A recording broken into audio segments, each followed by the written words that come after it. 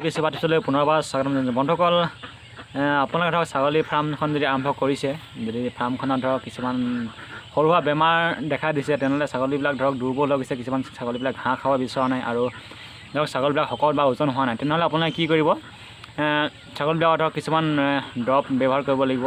ঘৰুৱা দৰৱ নহয়, মানে কিছুমান ফাৰ্মাচীত আপোনালোকে খবৰ কৰিব, নহ'লে ওচৰত ভেটেৰিনেৰী ডক্টৰ থাকে, ভেটেৰিনেৰী ডক্টৰত খবৰ কৰিব। তেনেহ'লে মই মানে বিশেষকৈ মোৰ ছাগলীকেইটা মানে যেতিয়া মানে ডায়েৰিয়া হৈছিলে বা পাতল ল' মোচন কৰিছিলে, পাতল পায়খানা কৰিছিলে, মই সিহঁতক প্ৰথমতে ঘৰুৱা ট্ৰিটমেণ্ট কৰিলোঁ।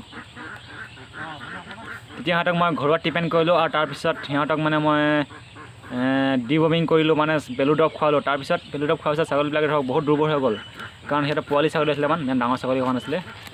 দুৰ্বল হৈ যোৱাৰ ফলত সিহঁতে মানে বেছিকৈ ঘাঁহ পানী খাব নিবিচাৰে আৰু অলপ মানে প্ৰায় শুই থাকে। ভাবিলোঁ মই এনেকৈতো শুই থাকিলে নহয়, ফাৰ্মখন মোৰ মানে লোকচান হৈ যাব, কাৰণ ছাগলীবিলাক যদি ঘাঁহ খাবলৈ নিবিচাৰে বা দানা পানী খাব নিবিচাৰে, শকত বা ওজন নহ'লে সিহঁতক মানে পটককৈ হেৰি কৰিব নহ'ব। সেইকাৰণে মই ওচৰত এজন ডাক্তৰ আছিলে, তেখেতৰ লগত মই গৈ কথা পাতিলোঁ। তেখেতে ক'লে যে মোৰ মানে ছাগলীখিনি বিষয়টো সুধিলে, কেনেধৰণৰ কি প্ৰব্লেম হৈছে, মই তেখেতক সকলো ক'লোঁ। তাৰপিছত তেখেতে মোক এটা দৰৱ দিলে। দৰৱটো হৈছে জেনিলিভ লিভাৰ টনিক। এইটো আপোনালোকে দেখিছে, জেনিলিভ লিভাৰ টনিক। এই দৰৱটো আপোনালোকে সৰু ছাগলী বা কুকুৰা যিকোনো ধৰক মানে পশুক খুৱাব পাৰিব। ইয়াত সকলো ধৰণৰ মানে হেৰিয়ক খুৱাব পৰা লিখা আছে, আপোনালোকক দেখুৱাই দিম বাৰু।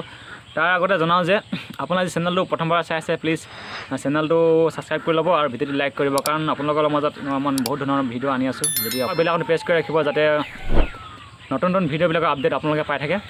তেনে ব'লক ভিডিঅ'টো মেইন বিষয়খিনি আপোনালোকৰ মাজত জনাওঁ যে ছাগলীটো ধৰক আপোনালোকৰ দুৰ্বল হৈ যোৱা কাৰণটো হ'লে আপোনালোকে গম পাইছে। যেতিয়া সিহঁতৰ মানে ডায়েৰিয়া বা ল' মোচন হয়, ল' মোচন হোৱাৰ পিছত সিহঁতক ট্ৰিটমেণ্ট কৰাৰ পিছত যেতিয়া ভাল হয়, আৰু তাৰপিছত আপোনালোকে ডিৱৰ্মিং কৰিব, পেলু দৰৱ খুৱাব। আৰু কাৰণ ল' মোচন হোৱাৰ লগে লগে সিহঁতক চাব, যিখিনি মানে সিহঁতৰ পায়খানাত সৰু সৰু কৃমি ওলাব। যেতিয়া ছাগলী ল' মোচন হ'ব, সিহঁতৰ মানে প্ৰায় কৃমি হ'ব। সেই ল' মোচন হোৱা 2 এদিনৰ পিছত যেতিয়া নৰ্মেল সিহঁতি পায়খানা কৰিব ল'ব, তাৰপিছত সিহঁতক আপোনালোকে পেলু দৰৱ খুৱাব। পেলু দৰৱটো জানেই আৰু কি পেলু দৰৱ খুৱাবলৈ। তাত যদি কোনোবাই যদি জানিব বিচাৰে, তেনে তলত কমেণ্ট কৰিব, মই সকলো আপোনালোকক জনাই দিম। মই যোনখিনি পেলু দৰৱ মোৰ ফাৰ্মত মই ছাগলীখিনি ব্যৱহাৰ কৰি আছোঁ, সেইখিনি আপোনালোকক জনাই দিম। তেনেহ'লে এতিয়া ব'লক, এই লিভাৰ টনিক আপুনি কোনটো খুৱাব। বিশেষকৈ লিভাৰ টনিক 3টা পোৱা যায়। এটা আছে ব্ৰুটন লিভাৰ টনিক, আৰু এটা আছে লিভাৰ পইণ্ট 52, আৰু এটা আছে এইটো গেনিলিভ লিভাৰ টনিক।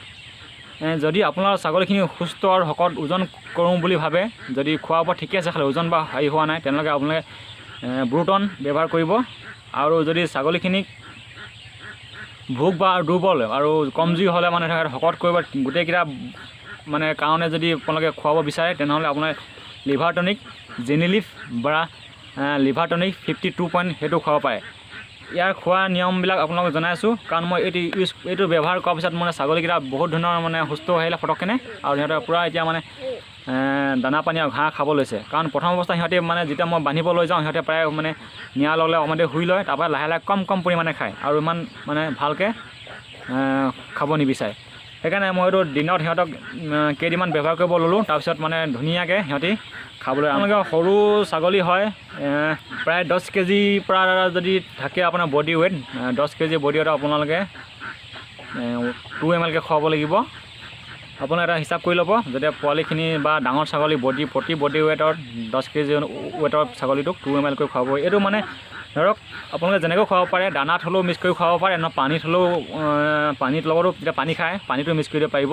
আপোনাৰ ছাগলী হিচাপখিনি কৰি মানে যেটা ছাগলী হয় তাৰ বডি ৱেইট হিচাপ কৰি আপোনালোকে প্ৰায় 10 কেজি বডি ৱেইটত 2 ml দৰৱটো মিশ্ৰণ কৰি খুৱাই দিব।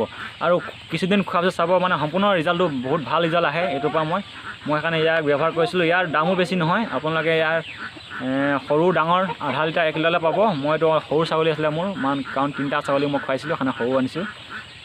ইয়াৰ দাম এইটো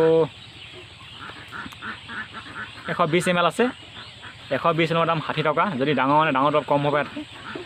আশা কৰিলোঁ আপোনালোকে যদি এনেকুৱা এটা প্ৰব্লেম বা ছাগলীখিনি শকত বা ডাঙৰ গ্ৰ'থ হোৱা নাই বা ওজন বঢ়া নাই, তেনেহ'লে আপোনালোকে এইটো দৰৱ ব্যৱহাৰ কৰিব।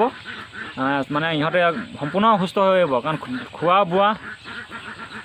খোৱা বোৱাটো মানে ভাল হ'ব। আৰু বিশেষকৈ আজিলৈ বেছি নকওঁ, যোনখিনি মই ফাৰ্মত মানে কৰিবলগীয়া যোন ট্ৰিটমেণ্ট কৰিছোঁ বা খুৱাই আছোঁ দৰৱ পাতি সেইখিনি আপোনালোকক কৰি দেখুৱাম। যদি কোনোবাই কিবা ধৰণৰ মানে বিষয়ে যদি সুধিব বিচাৰে তলত কমেণ্ট কৰিব।